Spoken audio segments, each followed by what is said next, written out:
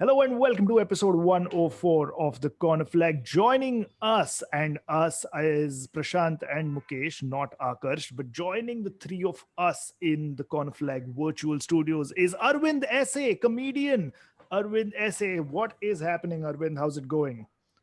Hey, all good, man. Nice to talk to some humans while in hiding. This week Yeah, has been social media detox, so it's good to yeah. see human beings out there. Good to see I you all. I was searching through Twitter last night, and there was nothing since Sunday, about 10:03 p.m.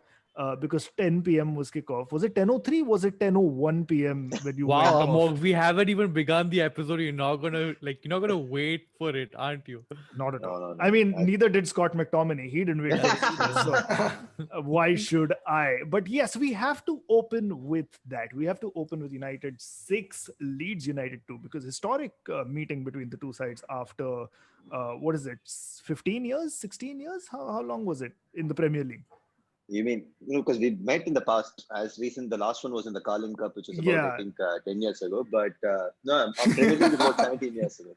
yeah. So since then, it was a big fixture. And Wait. Does everyone know that he supports Leeds? Have we established that I fact? mean, I think everybody does know. Okay, for listeners who live under a Should rock I do and this or no?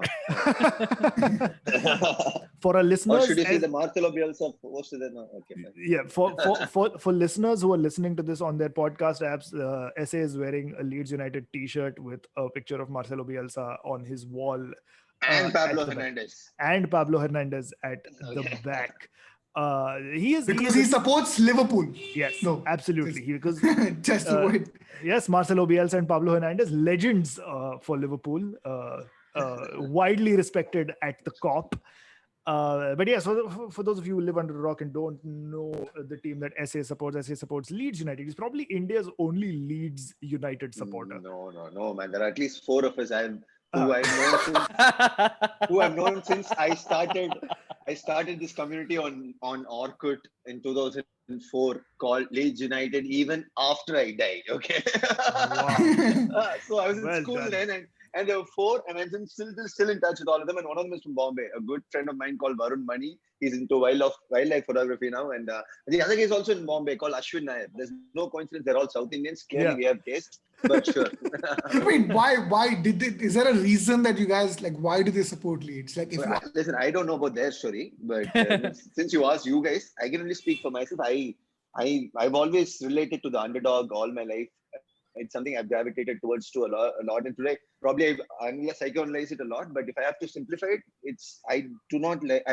I was an Andy Flower and a Mark Waugh fan. I did not like Sachin. I was yeah, of course.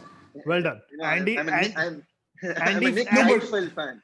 Okay? Andy Flower is a blast from the past, and full respect for that, because that Zimbabwean I cricket can- team was fucking legendary. yeah, That You was know- a legendary team. You know we're a very serious football podcast when the first pick is a cricket one from Zimbabwe. We're like, I can go deeper, man. I'm a Dallas Mavericks Dirk Nowitzki fan from 2004 onwards, and I'm a Nick Heidfeld fan, Jim Courier fan. It's like I hate suckers and losers if you want to oversimplify it. But of all the loser football teams or the underdog football teams, why this?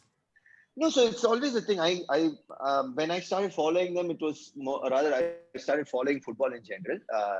I just could not gravitate towards what everyone went for. It's just not in me. It's not like I was already aware of the fact that I need to do something different. It's just your own personality, right? Even in school, I did not like going with the whole group where it goes. I used to like to be anti-conformist in the sense. So I see it manifesting in different ways. So one of the ways it manifested in football clubs back then, Leeds were under David O'Leary, a fantastic side of youngsters who were overachieving and who were actually living the dream. That's how the quotes of the Times paper, I still remember, living the dream, because in 2001, 2002, we went to the Champions League semi-final, lost to Valencia in the semi-finals, and they eventually lost to Real Madrid then.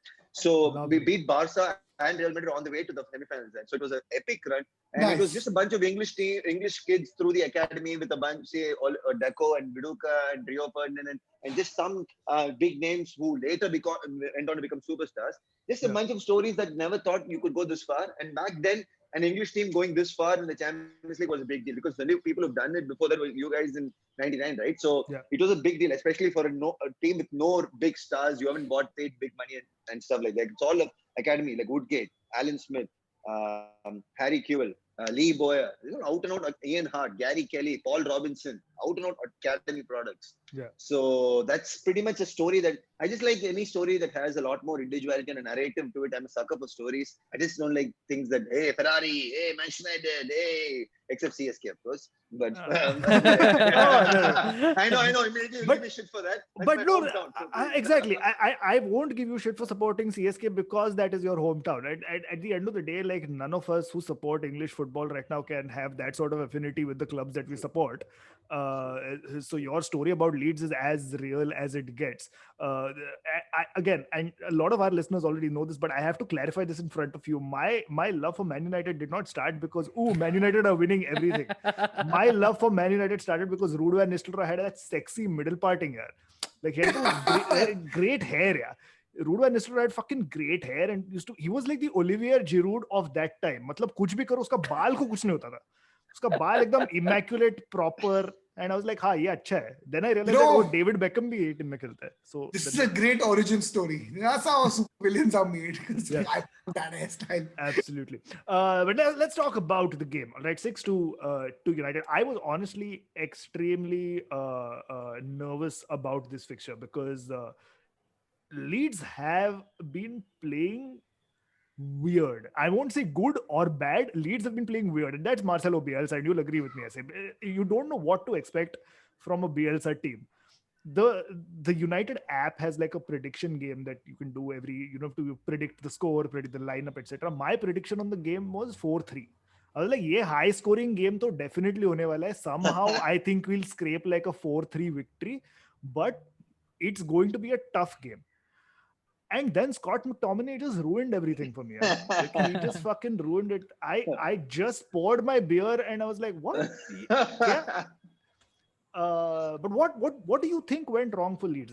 Let's stay away from the banter for a little bit. But apart from the fact that the better team won, but what do you think? That's not banter, that's facts. Yeah. Chill.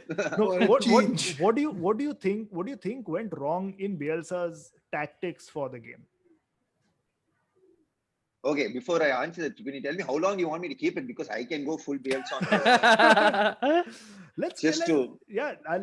I'll cut you off when I need to. But you want to be the rude host who wants to cut me off? Okay, sure. He's like, listen, man, a football game is 90 minutes. Longer than 90 minutes. So like, I don't want to be the asshole host. I want to be the United fan. So essentially the same thing. What went wrong? What went wrong is I thought about it a lot and I write down my thoughts after a game. Back in those days, we used to have message boards. Now, the whole concept doesn't exist, right? It's just with tweets. You just put it out there, you get shit for it. Message boards where you put stuff out in long, well-articulated points. So I still have that habit of writing down. I narrowed it down to 3 things I thought. So one was the occasion got to us. Number 2 was we were not even anywhere near 25% of our actual potential as a Bielsa team. A Bielsa team, and it functions well, on that day, what you saw was not even near 25%, I'll say. And the third point, which is something I think it gets way too often overlooked. Only if you follow Leeds keenly enough, I guess you'll get it. Otherwise, you're just going to look at it as what Sky or the media are presenting to you, which is, hey, this is a depleted Leeds team, man. We are having if you look at the back 4 of that, that's not a starting back 4. Nobody even pays attention to that because you need to follow the team keenly to know who did they sign, what the plans were. Yeah. There is a Diego Llorente and a Robin Koch.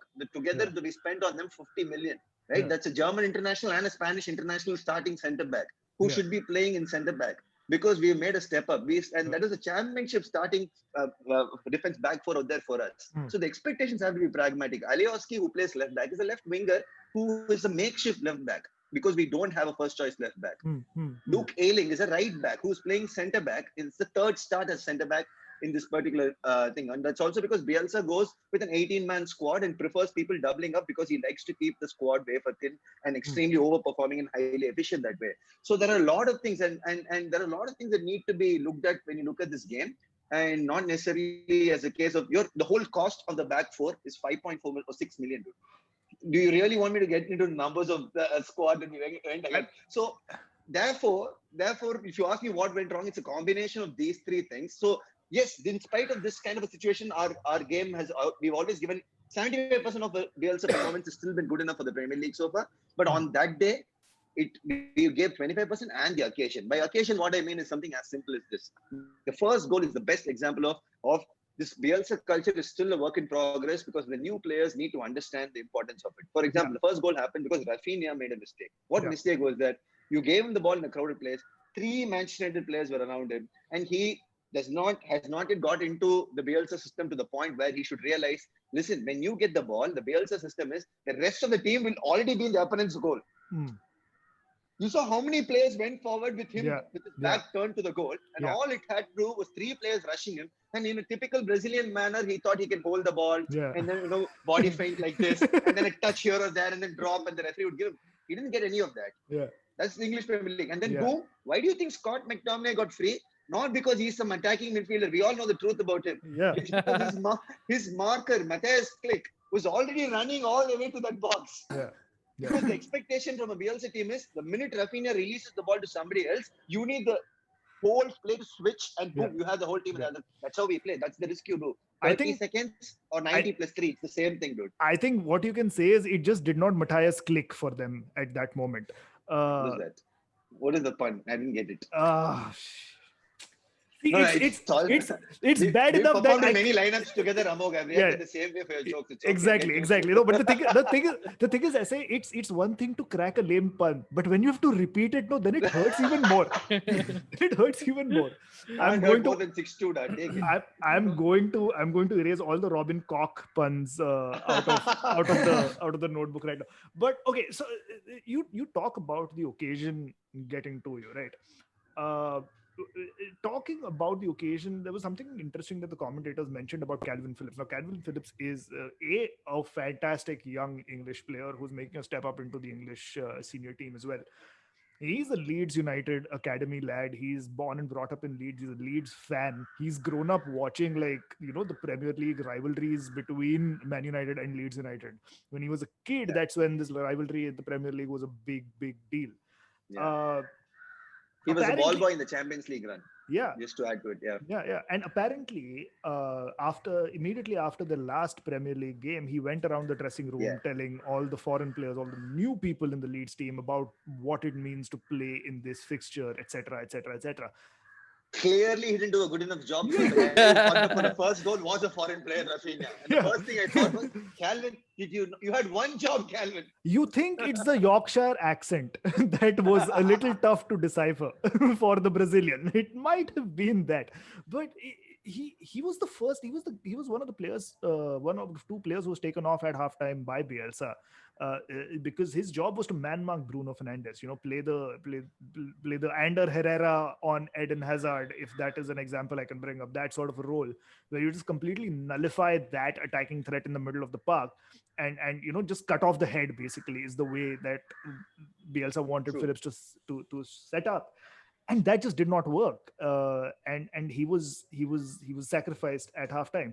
On the other hand, you had Scott McTominay, who's a United Academy lad who blitzed in with 2 goals. So all I'm saying is the Scottish accent is probably better than the Yorkshire accent. I think that's the point I'm trying to make here.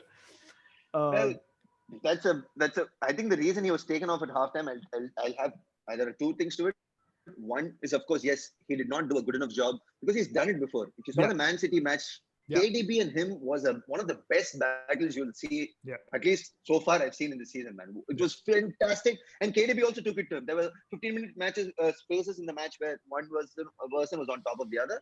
And he keeps doing this. In this match, Bruno obviously got the better of him. And there's another point. The reason why him and Klick were taken off, again, not spoken enough about, they're both on 4 yellow cards.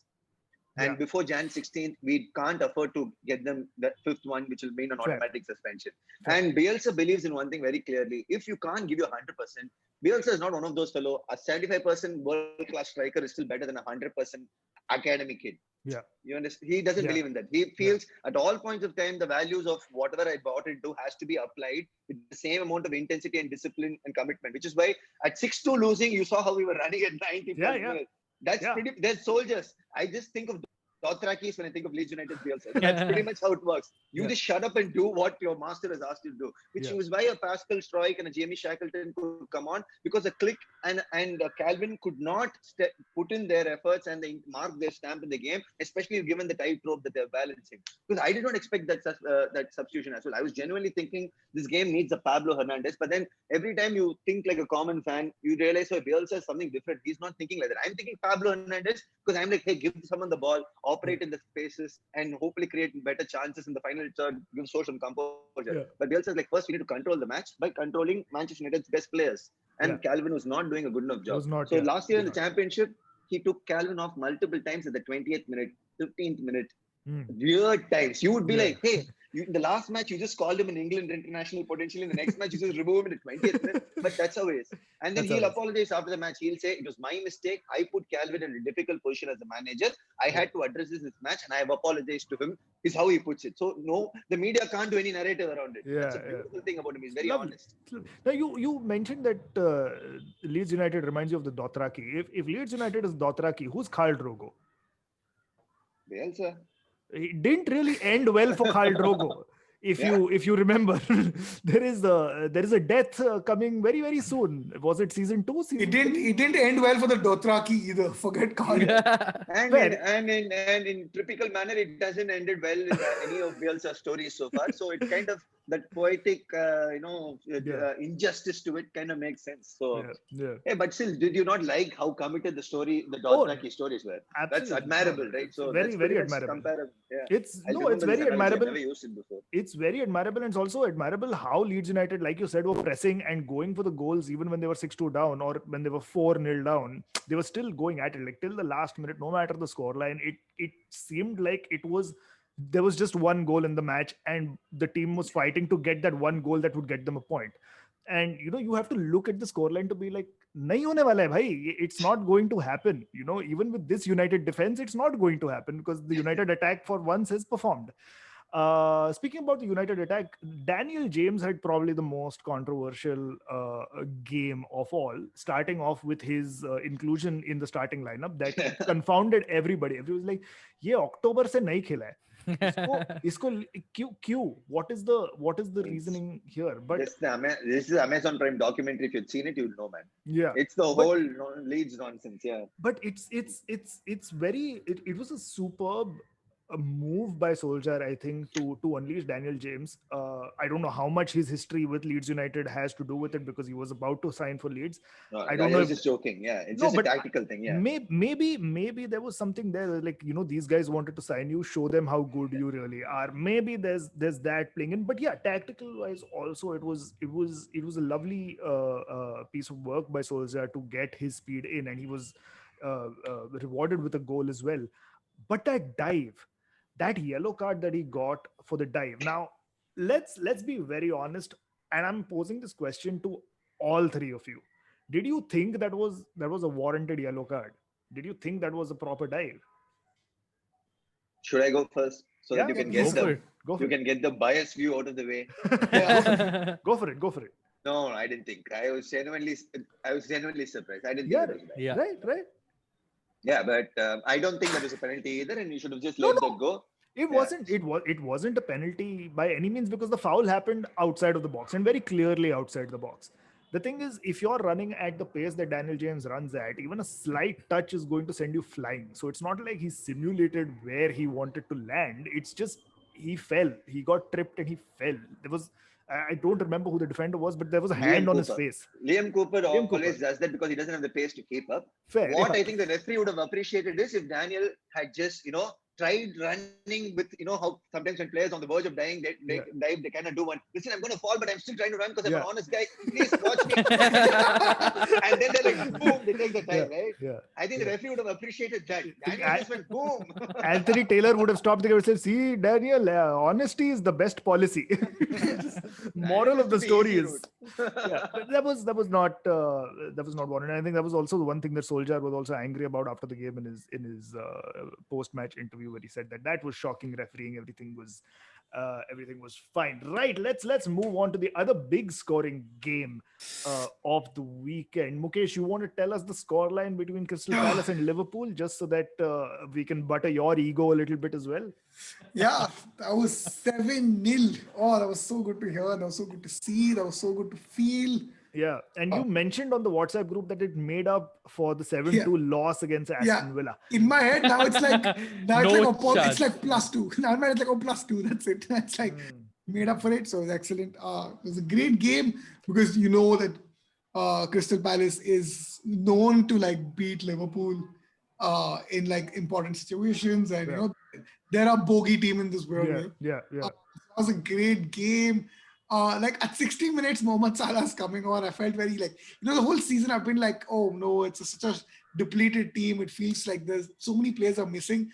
But Mourinho definitely doesn't think so. When we'll get to that, but Mourinho definitely does not think so. That game as well. But yeah, I thought it was a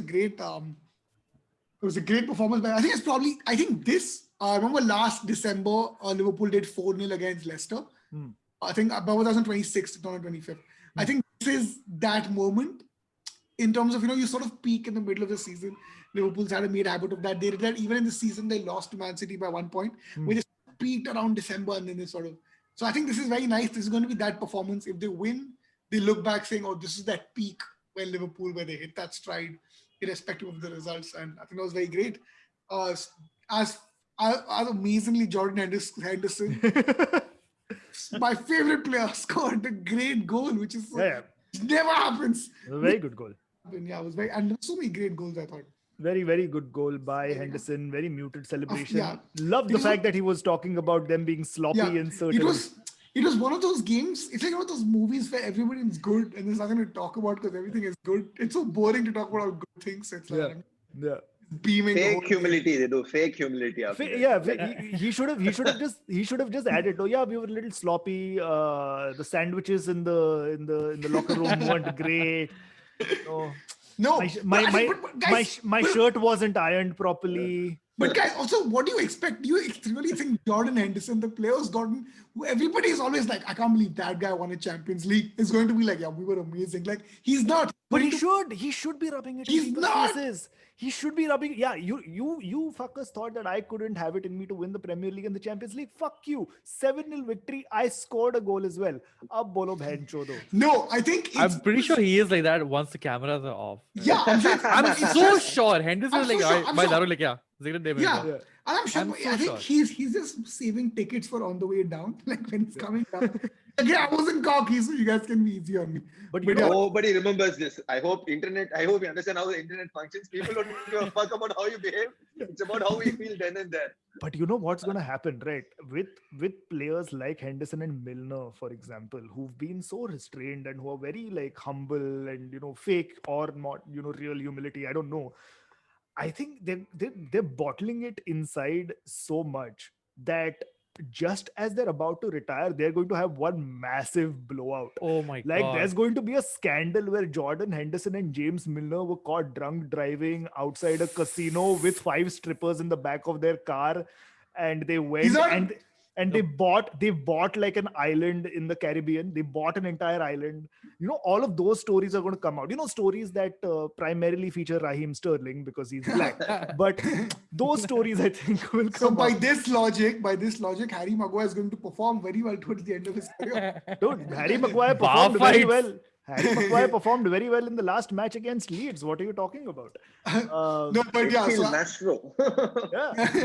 No, but I thought it was a great game. It's just nice to see that. I think when Klopp said these sort of games don't happen very often, so I just enjoy them when they happen. Yeah. Because whatever. So it was great. I was very happy. There was not a. Speaking about Klopp, though, did you see that that little bit where he was a little surprised that teams want to beat Liverpool? His exact words, and I will pull them up right now. His exact. Wait, I will have to scroll up to this. Where is it? Fucking. He said, since I am at Liverpool, wherever we go, people want to beat us. We played a game at Newcastle when they were safe in the league and it was like a World Cup final. I was wondering what's going on here. The reason must be in the past. Everybody wants to beat us, but is it because we won the league last year? No idea. Like, seriously, Jurgen, Okay, wait. I don't think you understand Wait. the point of football. Guys, Both the teams want to win. Guys, this is a guy whose second language is English. I'm sure in German he was saying something and he's just doing that. You know, No, exactly. that can't be your excuse. That can't be your excuse for every gaffe that Klopp makes. No, it is. Look, see, when he said that blades of grass win thing, I laughed at it too and I thought that was hilarious. But this, I'm genuinely sure. It's like, you know how there'll be some, if you were a manager ever, okay, there must be I some, was in He the was, Roots Premier I League. mean- I was, yeah. okay, and suppose there's a player in your team who doesn't know English or something. There's some Marathi proverb that you. Wow. You're saying Right? Wow, I'm saying suppose- that is extremely presumptuous that you think that I know Marathi proverbs, but Or just some shit like, oh, if you eat a laddu, you will score 2 goals. Some really stupid shit. I'm sure he's saying that. I'm sure he's saying something like that in German, but just hasn't translated well. Because I think there's also an interview of him that he's like, maybe my English isn't as good as I thought it was. So immediately after this. So I think there was something else what he was trying to say. Sounds like a buck defending someone, man. Seriously. Oh, I'm sorry. Is the Leeds United supporter who went on about Bielsa after he lost 8-2 saying or 6-2 saying? No, but I didn't say he meant this, he meant that. I told you what exactly it was. Oh, see, that's the, his. see, the difference is Bielsa is very appreciative of the fact that English is not his first language and has a And translator has a everywhere. translator for that. Because You know, Klopp, see, this is what I don't get. If Klopp's excuse for every press conference gaffe is, oh, English is my second language, get a fucking translator then. You have the money. Yeah. like if we can just have the translator if you don't like Yeah, it. No, I was going to say he can just use like Jordan Henderson or someone Milner who knows all these weird languages. But more than I think James Milner is the kind of guy who probably knows German. James German. Milner is the kind of guy who probably topped his class and knows 5 languages and knows how to. James Milner is so quiet and boring. He's probably German himself, dude. Like He's probably German himself, yeah. He's your Tony Cruz. But it seems like Liverpool have steadied the ship, right? Because they stumbled a little at the beginning of the season, and it seems like now, much like what you said about them peaking at this point in the season, it seems like they have kind of steadied the ship. You think they can go on and retain the title? No, I think they can. I think I don't think Liverpool. I don't think I'm going to. I don't think I'm as humble as Jordan Henderson and be like, oh yeah, I don't think we can defend the title. I See, think this is what happens when you actually win the title, because I remember all of last season you were Bastard, very yes, humble. exactly. All They of were us. like this, they were like that. All of last season until it was mathematically impossible for anybody else to win the league, you were like, yeah, anything can happen. You Yeah, are I'm 12 points ahead with 3 games to go. No. Nothing can happen. I'm still saying anything can happen, but I like it'd be stupid to say Liverpool are not title contenders. I'm not saying Liverpool will win. There's a difference between saying we can win and we won't win. But I think they can win. I think they've done surprisingly well for the number of injuries. Yeah. And I really feel like I'm excited. Wow, man, there's Thiago to come. And I feel like wow, that's really unfair on the other teams. Yeah. Sorry, that's a little mean to say, but like Thiago is going to come and we beat a team 7-0 without Thiago. Like that's crazy. So I'm very excited for the coming matches. Yeah, But you beat a team 7-0 without Thiago is a moot point, because you beat a team 7-0 with the team that won the Premier League last season. So like, what are you trying to suggest? that it's going to get more insane. Like it's a lot of like creativity coming in. Either way, I'm very excited, man. See, this is why it's so much better to be a Leeds fan, because you genuinely things to be excited about. What's exciting when you just won 7-0 and like, oh my god, Thiago is going to come. Like, you just won 7 fucking games and you Yeah. fought Dude, all the oh my god, fucking okay, best in the yeah, world. finish. And you're I have waited 10 years to be cocky. I have waited 10 years to be cocky. This Do is you not think? cocky. This is nice. This is boring. This is plain vanilla. This is. Yeah, but I You have need to be waited shit 10 for years. 18 years to appreciate these things more. That's all I'm I've saying. done 10 years. I'm sorry you're older than me. Like that's what you're having me apologize for. Mukesh is the James Milner of this podcast. Let's talk about Mourinho's mind games, right? Because of course the midweek fixture was Spurs versus Liverpool. That Spurs ended up losing 2-1. But of course, lots of mind games from Mourinho Mourinho in typical Mourinho style, just talking about Liverpool's big injury list. And he just goes out there naming every player and how they're not injured and just focus on Van Dijk being the biggest injury. At some point, my favorite thing was at some point he added like Oxlade-Chamberlain. That guy's played for. Now like you're stretching. Now just add some academy players. Now Adrian, just add everyone you want. Gerrard is not playing. Neil Mellor. Yeah. That's a name I haven't. That's a name I haven't heard in a while. But those mind games just backfired so heavily. No, can I say something? Actually, I don't think. I think they backfired because like I don't think Klopp.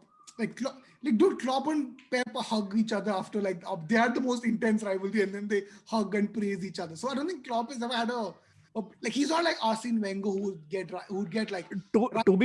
To be fair though, Mukesh, Klopp would hug the robber who's trying to rob him.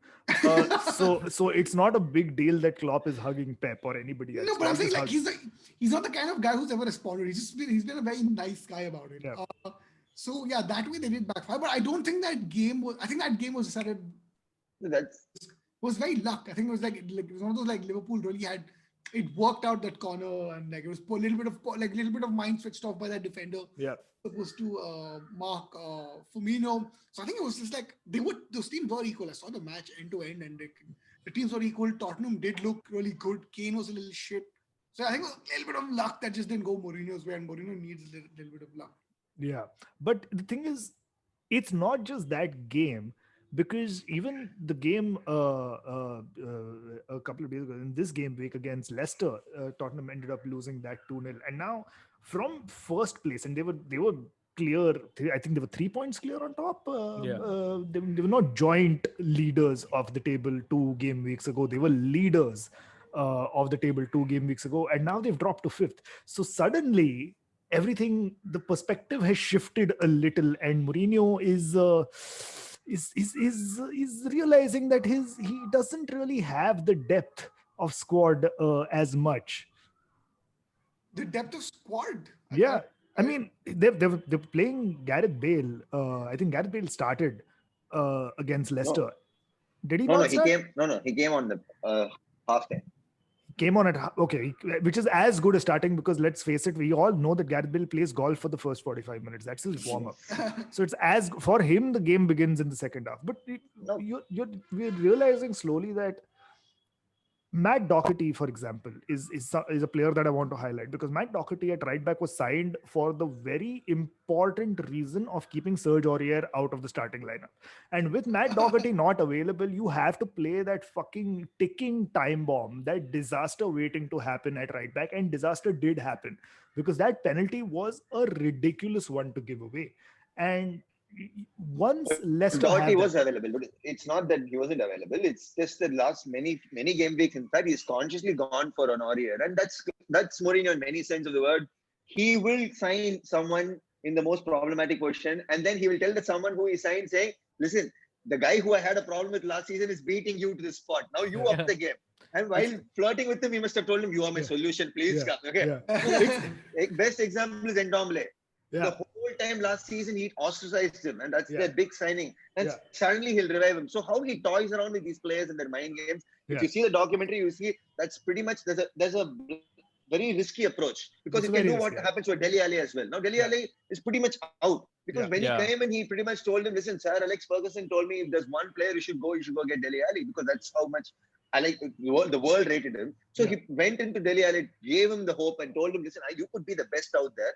But if you don't give me 100% in training," so that's that biscuit with which he fucks out with players. As you can see, in Aurier today is still there, when we all know what we just said about Aurier.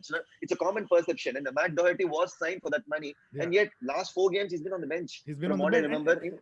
And the thing is, it's almost like Mourinho saying, "See, Matt, you see what Serge is doing there? You see how he's playing? That's what I don't want you to do. So just take these 4 matches as like a live representation of what I do not want you to do. And then when you figure that out, tell me when you figured it out, then I will start you again."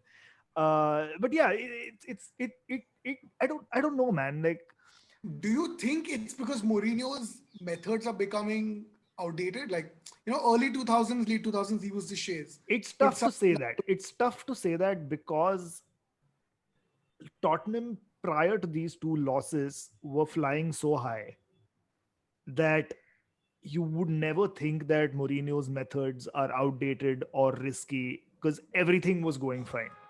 It's only when they've lost two big games on the trot, and they've seen a massive dip in their league position, is when you're suddenly now realizing, oh, hey, things are probably not as good as they're made out to be. So I think there is a solid rationale, though. If you look at it, it's I think because Lo Celso starting right. Yeah. And when Lo Celso starts right, he tends to cut inside because he's not an out-and-out right winger. Hmm. And when he cuts inside, you want an overlapping fullback, which an Aurier is. Because a Doherty tends to cut inside himself. Yeah. He's not the guy who goes outside and crosses the ball. A Doherty is someone who goes inside and gets into the box. Yeah. Whereas an Aurier is your overlapping outside kind of guy. So it comes down to whether Bergwijn is starting there. So I'm sure once a Bale nails down the right spot, you might find a different fullback pairing. So the fullback always has to do with who is in front of you. And Lo Celso has been playing the last 4 or 5 games from what I remember. So it's more of that, I would say. And I don't think Mourinho's lost. I mean, I think he's got it, man. He's proving time I think and again it's just a setback. He will. I think he'll be able to bring the team back up. It'll be crazy if he does manage to bring this team back up and he does manage to win the league with Spurs this season. Ooh, that will be something. All right, then we should get an Arsenal fan on the podcast. No, that's never going to happen. We'll get a Leeds fan on the podcast, but we actually had an Arsenal fan, Raghav Mandava, many episodes ago, but that was about it. That's the only Arsenal fan we've ever had on this podcast. And then he cried on the podcast. No, the funny thing is, the one time we had an Arsenal fan on the podcast, his biggest contribution, Raghav Mandava, and you know Raghav, Raghav Mandava's biggest contribution on that episode of the Corner Flag as an Arsenal fan was a story about how he supports AFC Wimbledon. So it was poetic. It was fucking poetic. And after that, I think we decided, नहीं यार Arsenal fan को इधर लाने में कोई point ही नहीं है. All right, on that note, we're going to take a quick break. On the other side, we're going to talk about the relegation candidates, and yes, that does include Arsenal. See you on the other side. Hello and welcome back to the second half of this episode of the Corner Flag. Before we begin the second half, of course, Mukesh, where should our listeners go to on the internet?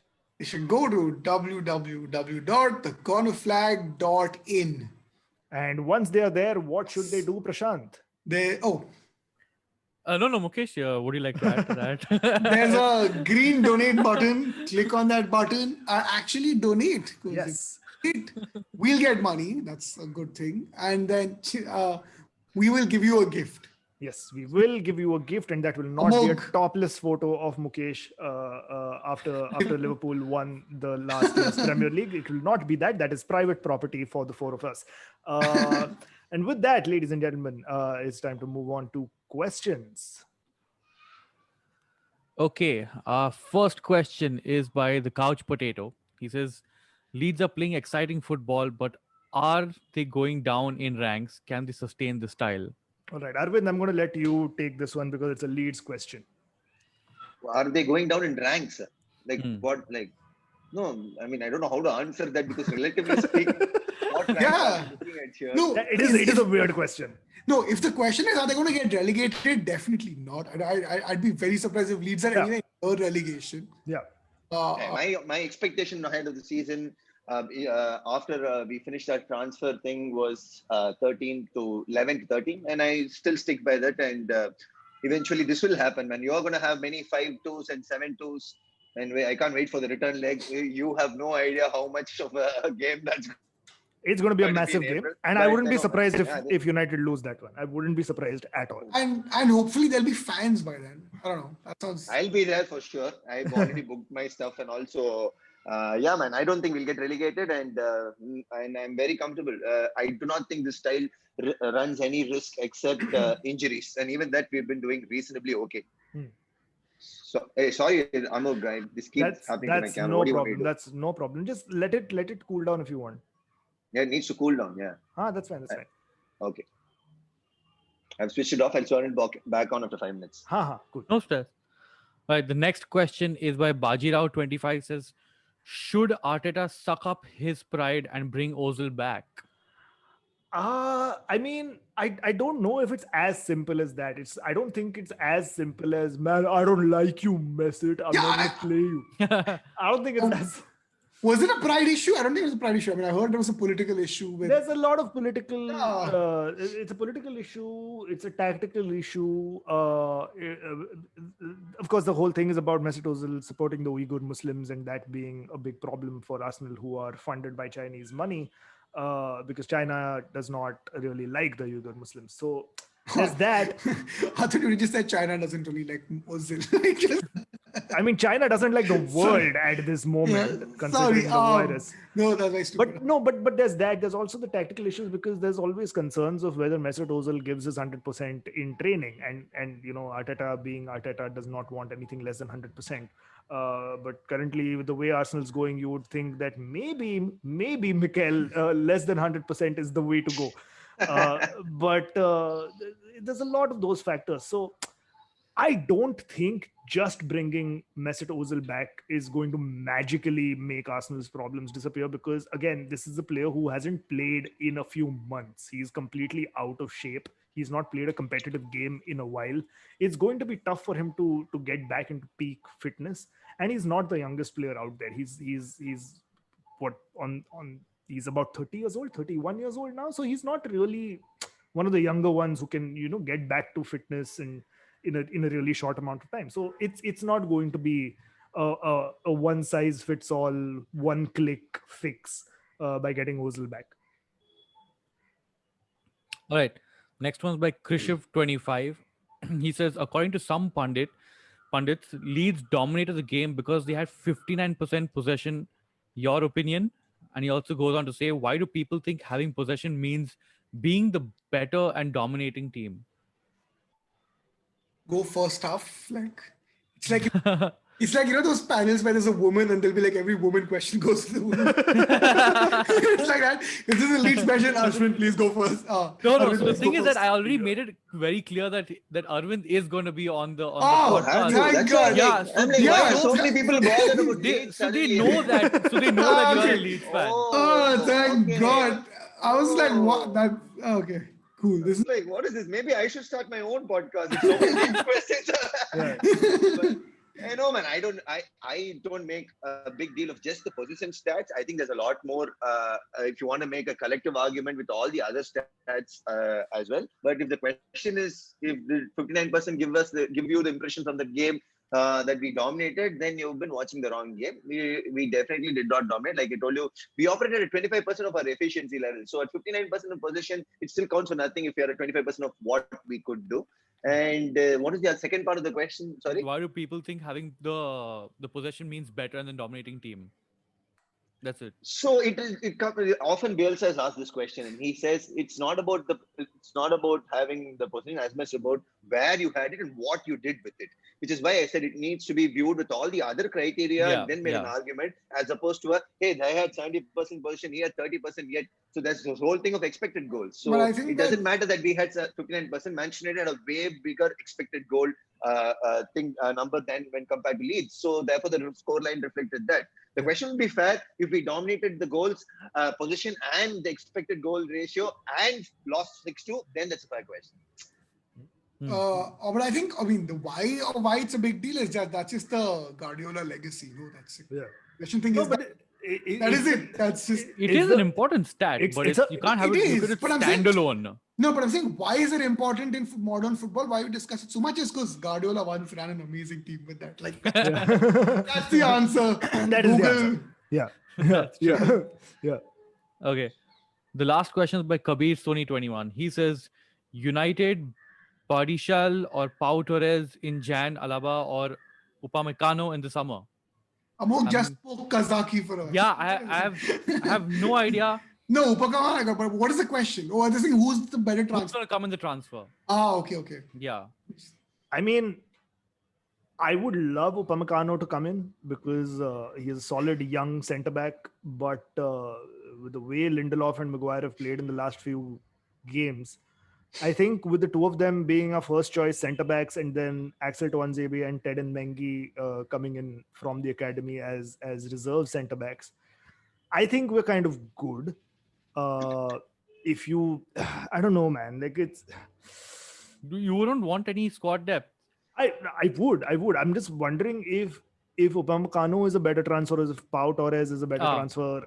It's, honestly, like I don't know. I haven't played FIFA and Football Manager in a while, so I don't know how these players play. I'm a little out of date. Yeah, that's where we know. That's where we get information. That's where we get our information from. Yeah, Pau. I've not seen many YouTube video compilations as well in a while. So I Upamecano's dribble past rating is 87, and his heading ability is at 85. So if you keep those two in, do you think that's what? Do you think that's what's Arteta's problem? Yes, 2 videos in a while. Yeah. All right, that's all the questions we've had. Awesome. That is it from the questions. Thank you for writing in. Please do keep writing in by following us on Instagram at cornerflagpod and on Twitter at cornerflagpod as well. Right. Let's talk about relegation candidates real quick. Because the relegation zone is quite a fun place to be in right now, unless you are one of the 3 teams that are in the relegation zone, which are Sheffield, West Brom, and Fulham. But Burnley, who were there till a few weeks ago, have managed to get out of that with by going 3 points clear after beating Wolves 2-1. Nobody expected that. Nobody expected that, because Wolves have been playing decently well, even though they've had a few downs of late in the Premier League. Nobody expected a Wolves team to lose to a Burnley team that was so fucking terrible. But hey, pigs can fly, and what we thought wouldn't happen has happened, and Burnley have got a 2-1 victory over Wolves. I think the whole thing is Raul Jimenez's injury has affected Wolves so much that I think Nuno Santo is realizing that just getting 18-year-old Portuguese kids is not going to to give him the squad depth that he needs. I also do think Sean, it just comes in as Ginger Guardiola. Yes, he is the Ginger Guardiola. Who cares about Sean Dyche? No, I think he can, like he pushes himself into these corners and then has a habit of finding results. Like he'll random, like everybody expects City to beat them, but he'll pull out a draw on City. You know, he has this habit of doing that. So I think maybe if people did think that Wolves could beat Burnley, I thought that probably was an unfair assessment of Burnley itself. So I don't think people should be that surprised. Sean Dyche is that sort of a manager who can pull these weird tactics. His teams are known to just find out a result. And even I think the goal for Wolves came on the 87th minute when like these guys would have been a little tired, a little exhausted. But yeah, I think I'm not that surprised actually that Burnley beat Wolves, because Nuno has this, like, what is his style? Is this again? It's a very attacking style of football. That's why he buys young, fast European players, Portuguese. And when you just stand your ground and you sort of defend that, and like it doesn't work out, I think I'm not surprised at all. I think people are heavily underrating Sean Dyche, and I think if Sean Dyche, his name was Sean Dyche Inzaghi or something, then maybe people would have rated him a little higher. Like, you know, just because he's a little from inside the country or whatever, people taking him seriously. Yeah, he's the village idiot of the Premier League. But I think if he had a little bit of a European surname, some nice Italian sounding thing, he would be taken a lot more seriously. I don't think, with that face, I don't think he would have been taken seriously any which way. On the other hand, Sheffield United almost got a win against Brighton. But it was that guy, Danny Welbeck, who quashed those dreams at the very end. Sheffield, of course, 1 man down as well. John Lundstrom getting the red card and going 1 man down, but they were still holding on for dear life with that 1-0 advantage. But yeah, it's over. I think it's over for Sheffield. There's no way. There is no way that they're turning this around. Like, everybody loves them. They were everybody's almost second favorite or third favorite team. They were your second favorite, third Mine favorite team. Okay, SA, did you not love Sheffield last season? Just what they stood for, what they were. No. I have history with them, given their championship history, and in fact, the season they got promoted, they took our spot. We were in the second spot for automatic promotion the whole time, and the last 2-3 game weeks is when we faltered and they took our spot. So it's very hard to love that given their whole. We were supposed to get promoted in Bielsa's first season as opposed to the second season. But having said that, and they're also Yorkshire rivals. Having said that, emotions aside, what a Chris Wilder has done is Yeah. if you go back and see from the time he took over, this has been their style from League One. Not even Championship. They went up from League One to Championship promotion, and this whole centre backs overlapping is not a Premier League phenomenon. They've been doing it from the Championship days. So they were always a team that had momentum and had a clear identity. And Chris Wilder, as much as I hate, the kind of things he said about Leeds very openly, he's been very vocal. But you have to respect the philosophy he's brought in, man. He's very much like Bielsa. It's like, hey, if you commit in a certain non-negotiables when it comes to this team, you have to work X amount of. There's a certain amount of effort you have to bring, a certain amount of tactical buy-in you have to bring. If you commit to all of that, only he'll get you on board. So I kind of like managers who have an approach like that than any other wishy-washy thing. So that way, he has my respect and he built the club the right way. And I can see why they were everyone's favorite team last season, man. And they are definitely going down. The question is, can they beat Derby County's all-time low record for Premier League lowest point tally ever? Yeah. No, I think they will. I do feel like they won't be that bad. They won't be Derby County bad, but yeah, it does look like they're going down. I think it is a little hard. I mean, 14 the games gap is played. quite a bit. 14 games played. They've only got 2 points. This is nahi ho sakta hai yaar. This is even if they sacked Chris Wilder and got Sam Allardyce in, they would never do that. Wouldn't. They would never do that. He's a club legend. He's a club legend. He's an ex-player. He's from the local area. They just know what he's achieved is way past the resources provided to him. They'll stick with him for as long as he wants. And I wouldn't be surprised if Sheffield go down and do like a Fulham, be up for one season and then come back up again. Yeah. I wouldn't be surprised with that. Yeah. Doing a Fulham is actually, I will say, that's you should, if you follow Fulham last season, they're the biggest fluke. Yeah. Okay. Scott Parker and what he did, he spent the most amount of money, and last season they were the biggest disappointment in the Championship, and they came through the last second in the playoffs finals. So it's not like they dominated and Scott Parker remodeled the team. He bought so many players. He spent some 50-60 million in the Championship.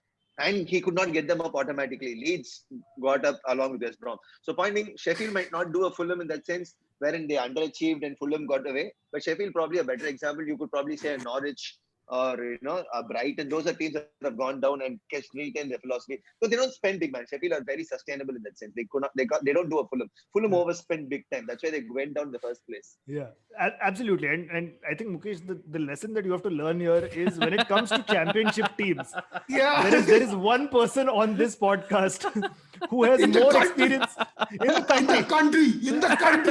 We found the one guy. We found the one football fan who has polarized opinions about Sheffield. The one today, the day I defend Sheffield, he comes on the podcast that day. Listen, man. Just to tell you how much emotions have gone behind that Sheffield run. The year they got promoted, the last 3 matches of Leeds United, I flew to see those 3 games thinking that's the year we'll get promoted. And I was there and we lost all 3. And the third one was that Aston Villa match where we had to, that match where they had to give the goal away. Bielsa gave the goal away and won the FIFA World Fair Play Award. I was there in the stadium behind the goal when it happened. Okay, I witnessed it live. So those 3 games hurt me so much. They told me I am the reason why we fucked up. So therefore, Sheffield promotion is very personal. Man, if there's so much flashback, can you stop waiting it like for a movie to reveal it in the middle? Can you just tell us and then be like, okay, that's the club I won't bring up. I support Brighton. Is that okay? Is Brighton cool? Can we support Brighton in this podcast? Cool. They'll do a Brighton. Cool. So much baggage for Sheffield. That's a good one. Talking about baggage, let's talk about the baggies, because West Brom. See that segue. Well done. Playing it. Beautiful segue. That's why I get paid the big bucks. That Netflix special is far away. It's coming in the year 2075. But West Brom losing to Aston Villa, 3-0 loss against Aston Villa in Big Sam's first game back in charge in the Premier League. And Big Sam is back. We should talk about this because we all love Big Sam, apart from Akash, because Big Sam managed Everton. Akash, essay for you. I know Akash. Akash is the Everton fan. So his trigger word is Sam Allardyce, by the way. It gives him nightmares when you say Sam Allardyce. And I think that's why he wasn't available for this podcast, because he's like, you guys are going to talk about Sam Allardyce. I will throw something at my laptop, and I like my laptop. But let's just put it out there. Sam Allardyce, West Brom manager, with West Brom in 19th place, 3 points of 18th place. Do you think Sam Allardyce will save West Brom, going by his extremely impressive track record? What impressive track record are we referring to here? Of saving teams from relegation. Building a nice brand about himself as an English Premier League expert, but in reality, no man. It's just sometimes he's come in and he saved teams, but then the next year he's always, once you ask him to build on that, it goes off. No, but that's the thing. Yeah, but he's not the guy who can build on. Yeah, exactly. So, you never hire Sam Allardyce to build on the next year. I'll give you the perfect analogy. In your house, your flush is leaking. You will get a plumber to come in and fix the leak. But then will you have breakfast with that plumber? Will you get him to cook breakfast for you the next morning? You won't, right? Amog's thought this through. You can see this. Amog has definitely thought this one through. The plumber will come and fix the leak. Which is, I have thought this too, because my flush is leaking and I need to call. No, Amog, I'll tell you how Amog knows this. This is the example he was going to use if Ole didn't work out. He just saved it. He just saved it all these years. Not at all. I think Sam Allardyce is going to save West Brom. That miracle is going to happen. So I think I actually kind of disagree with that. I'll tell you why. Because I think West Brom's got a lot of. I think the players have got a bad way of playing the game.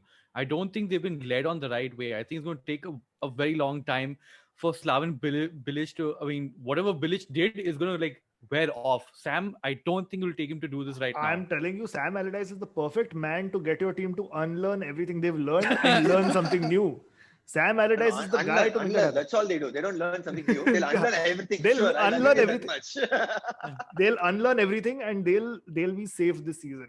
If any of you are subscribers to The Athletic have done a lovely piece about Sam Allardyce's track record, and they've interviewed players like Stephen Warnock, Liverpool legend Stephen Warnock, to talk about his time at Blackburn when Sam Allardyce took over at Blackburn and saved Blackburn from relegation.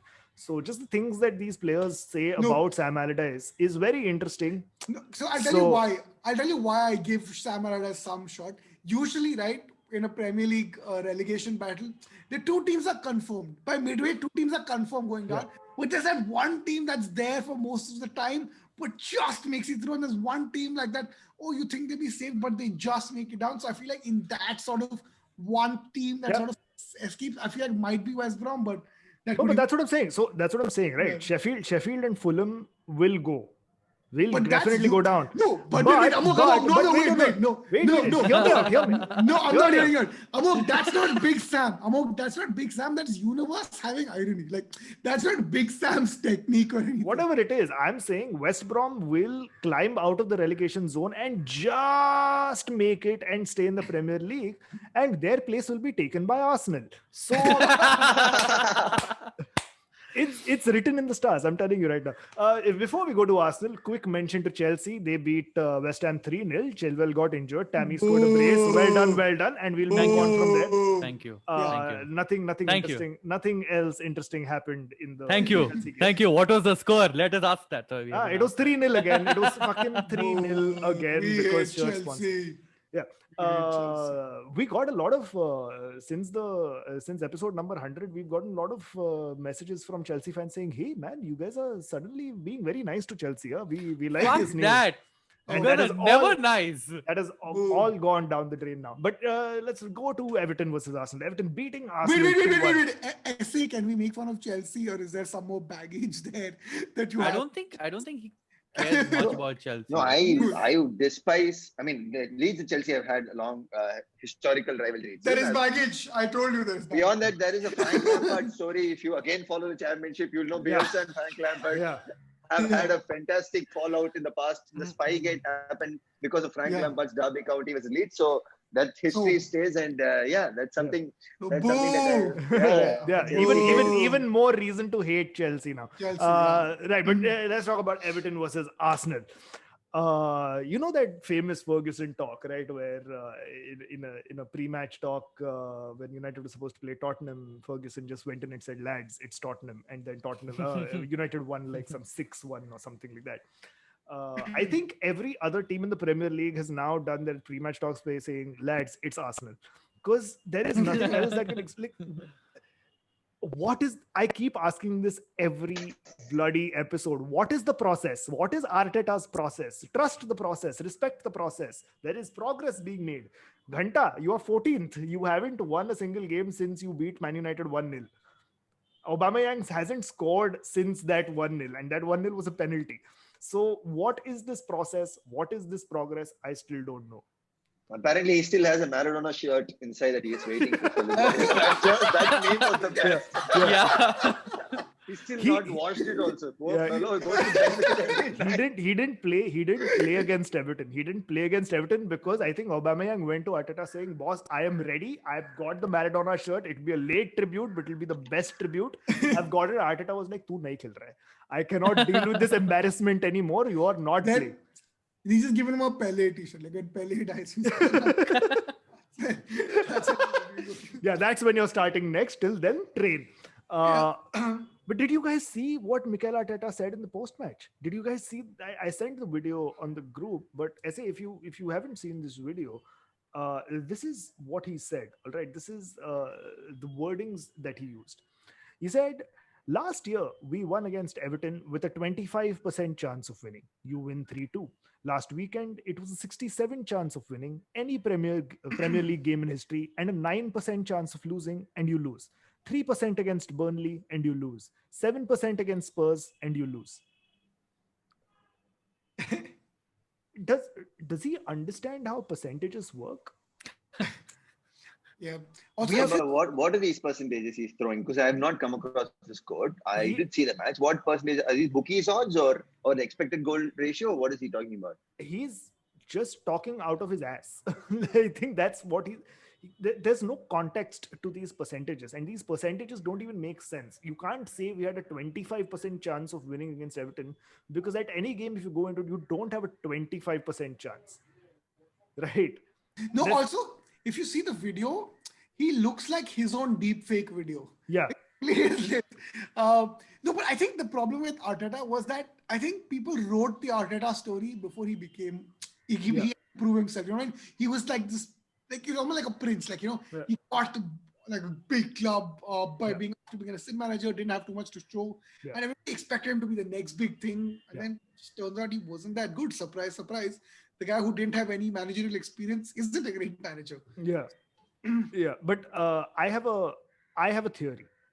Oh, please. And Best. I think this is something that medical professionals need to take notice of. I think Mikel Arteta needs to submit his body for research purposes as to the long-term effects of COVID. Because No. he got COVID and he looks completely and sounds completely different. Like if you see any of his videos when he's talking, he looks like a man without any emotion. He hardly blinks. He hardly. And this is what I tell the players. You know, it is if we win, we win. If we lose, we lose. And Mesut Ozil is a bastard, and Aubameyang is a dog, and I'm here. If you want to hit me, you can hit me. But this is there's no sort of emotion, voice modulation, nothing. I think he does come from the Guardiola school of management, where Guardiola is the bald fraud, and Arteta said, "Cool, fraud. That's what I have to be. Fraud. Cool. That I got it." Because he can't be bald. He can't, He can't be bald. He can't be bald. Yes, and hair is I too will. perfect. I will. No, I will take the fraud bit. it's okay. Here's the thing. I genuinely still think Arteta is a manager who has some, like, he's going to be achieve something, but maybe Arsenal wasn't the right pick. Like, I don't know. I just feel like because Arsenal is Arsenal right now, and I do feel like maybe there is. I don't think Arsenal's a club that will stick with him, but maybe if he sticks with them for like a year or two, they will something will come out of it. So, Yeah. but I doubt Arsenal will stick to them. I think he should go to a club where he's assured of his future for a bit. Because already I'm hearing people saying Arteta out and Arteta should be sacked when he was supposed to be the next legacy guy. Like Yeah, he was supposed to be Arteta at Arsenal. Yeah. An interesting report, by the way, in the Telegraph suggested that Arsenal have planned contingencies if they get relegated. Oh no, that's like that is a report that They've is already now planned out. it, huh? Yeah, that is a report that is out. Apparently, if Arsenal do get relegated, all player salaries will be cut down by 25%. Now, of course, it's not that big a story because if I'm not mistaken, from my infinite knowledge of how football managerial structures work by playing years and years of Football Manager, it's that every player does have a clause in their contract that has a relegation clause, which is if a club does get relegated, the salary does get cut by a certain amount, or the player is allowed to talk to other teams to dissolve his contract and move on to a different team. But just the mere fact that the Telegraph kind of published this article and said that, hey, Arsenal, a top 6 club, supposedly have planned contingencies for relegation, does not sound nice for everything that's going on in Arsenal. There's lots of deeper problems, and just going by, I forget whose question it was, talking about Ozil and Arteta's pride. It's not as simple as getting one player that was banished back into the fold. It's a larger problem in that dressing room. They have no leadership. They have no match winners. Arteta is not able to motivate his players to perform in big games or games. And something drastic does need to happen. Either the manager needs to go or they need to stick with him, pray that he keeps them in the league, and do like a major overhaul next season. Wait, do you guys? I don't think there's a real serious threat of Arsenal being relegated. Do you guys think that seriously? I don't think so. I mean, with the way they're going and considering they're in 14th place, I wouldn't be surprised if they find themselves in the relegation zone by the end of this year. Okay. I wouldn't be surprised. I don't know if they'll actually get relegated, but I wouldn't be surprised if they find themselves in the league, in the relegation zone. No. I think they'll be fine. I don't see them also challenging the like how they did even last year. 6 to 7 also might be a struggle, but relegation simply because the biggest difference between relegation, battle, and anywhere mid-table is the final third. Yeah. And they have enough and more. Even in Eddie Nketiah, given his experience, I mean, he was on loan at Leeds, and having seen him at close quarters, he's a very good finisher. You get goals, you'll be carried away, man. For most part, you'll be in mid-table somewhere. That's overall. Raul Jimenez drags the Wolves. Danny Ings would keep dragging the Southampton away from that place. All good. Burnley has the Chris Wood who drag them away. So when you have Auba and Nketiah and Laka, he'll come. He'll just come, but he'll just keep hiding the bigger issues, which will happen, which will get addressed next season. You don't know whether Arteta lasts or not, because there are big wages coming off the books next season. Yeah. Socrates, Luis, Ozil, and there are Mustafi. There are a couple more. So then you have a chance of saying, do I stick with this guy? And now with the wages that have opened up, do I now give him the biggest slice of the pie and let him give him the opportunity to go and get an hour and make him pair up with the Parthians and hopefully play an Auba up front and hopefully get proper wingers to support him and let Nicolas Pepe open up and finally justify the price you paid. There are a lot of things that need to fall in place. Yeah. The question of whether has he done enough to deserve that faith that's going to happen. So next season, someone's going to get it. Because the relief is there, economic relief is there. Who's the person taking it forward is the question. But do you rate Arteta as a manager? Like as a what did he show? I don't think I haven't seen enough to go one way or the other, and unfortunately it's a context based call. It comes down to what the leadership at Arsenal feel their expectations are. Are they willing to tell themselves that a transition is not necessarily how Chelsea perceive a transition? As far as Chelsea, for example, transition is concerned, we would just spend 150 million and boom, back in the top 2 again. Yeah. Whereas Manchester United had to go through what you all have been going through and continue to go through. So it really comes down to the leadership setting the tone on how we see a transition, how we define it. So as far as I'm concerned, if you ask me based on what I've seen of Arteta so far, I don't think there's enough data to say, hey, there is one way or the other he's a good or a bad manager. There's just too many things that have been happening. And Partey, for example, he's not had his best player or his most important signing in his hands for the longest time. He's not had a different back line that he can trust for the longest time. So there's just been too many things. At the same time, he's not been doing the right things also. You can't have an Aubameyang team go be second to Sheffield when it comes to shots on target and shots, off target, etc. Those are all definitely manager-based things as well. So there are a combination of things. So I don't have enough data. I think given his experience and the very fact that he's building on the defense first tells me that there is a pragmatic manager there. If somebody comes there and wants to work from the back, that at least tells you that this fellow knows to build a club. Maybe he can go to a Spanish club and where our expectations are a little more and a lot more emotional association is there to a player of his stature. If he goes back to his old club, I think he's from Real Sociedad, I think, if I'm not mistaken.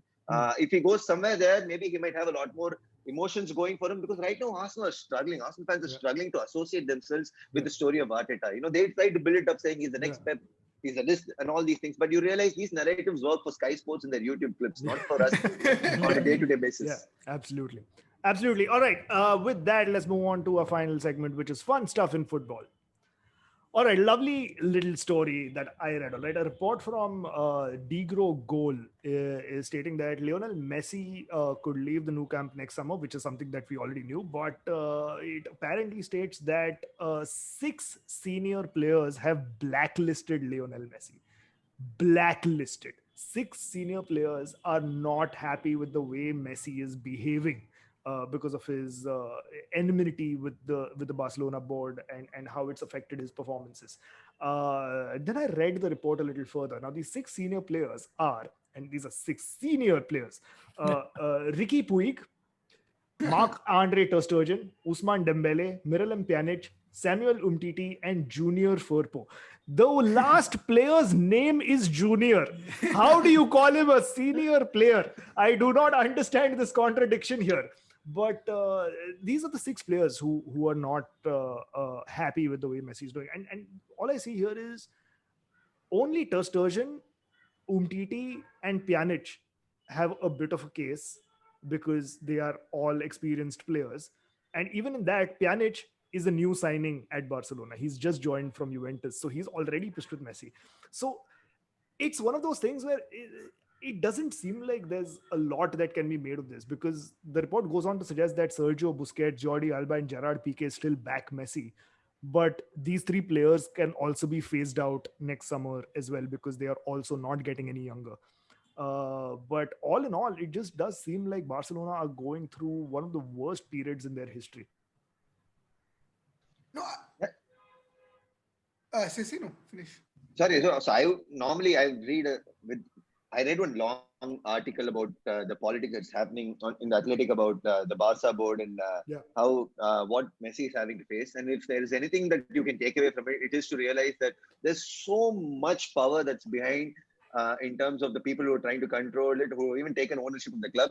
So whatever these reports come, it's just made me realize what these narratives we perceive out of football, at least in Barca's case, is actually a lot of it is things that are being orchestrated by the ownership directly. Yeah.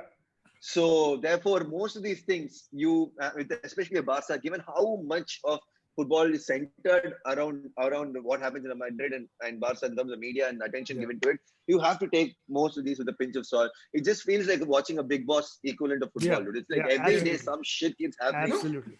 And I don't know if this is it's the same point, but the diametric opposite of what you're saying is that, these stories of one man, one club stories, they sort of have these it's very tough to find a one man, one club story that has a perfect ending. Do you know what I mean? So I think even Messi is probably not going to be an exception to this. And like you said, there is a lot of PR that has to be. Gary Neville. Saying there are exceptions. So Gary Neville is so bad that pundits in Sky Sports are giving him shit for it. Like even today he's become a pundit. Let him go. Even Roy Keane was saying the only reason we played him was because we didn't have an option.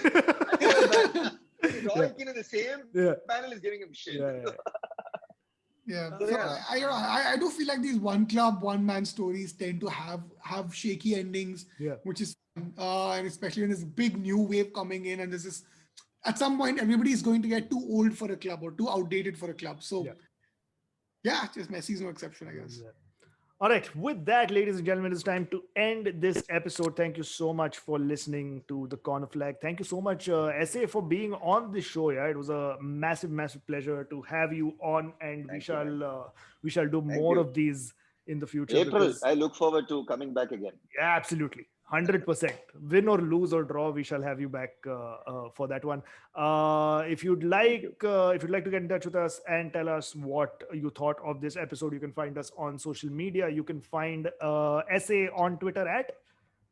Oh, you can just find me on Amazon Prime, guys. It's shows called I Was Not Ready. Nice. Hey, Yes. fuck you, Amog. Yes. No, Because no, you don't have a special to promote. I don't. But no, definitely, Because you're definitely. jobless, you wouldn't promote my show, really? No, of course. I was gonna get to the special at the end, but fine. If you don't want people to follow you on Twitter and just watch your special, do go to Yeah. Amazon Prime and watch SA's special. I Was Not Ready. It's fucking funny. There's 10 minutes on Leeds United in that, just in case you are interested. Yes. Oh, okay. Nice. Yeah. You can find Prashant on Twitter at, Pagal Kutte, and on Instagram at. Prash224. You can find Mukesh on Instagram at. Don't find me. I've made my account private. Just not on social. Fucking. All right. And you can find me on Twitter at Amograndive, on Instagram at Amograndive, and on Facebook at Amograndive Comedy. And that's because his name is Junior. Junior. Is it? Fopo. Is it? Am I junior? So if I'm junior, can I play with the big boys? How does that does it work? Anyway, you can You're the also find oldest. the Corner Flag on Twitter and Instagram at Corner Flag Pod. Visit us at cornerflag.in. Subscribe to us on Apple Podcasts, Spotify, or wherever you get your podcasts from. Do not forget to give us a 5-star review on Apple Podcasts. It really, really helps us. And with that, until next Tuesday, or Wednesday in this case, because this will be coming out on a Wednesday. Whenever. Until next week, it is goodbye from us. So say bye, SA. Bye-bye. Say bye, Mukesh. Bye, guys. Say bye, Prashant. Bye-bye. And it's bye from me.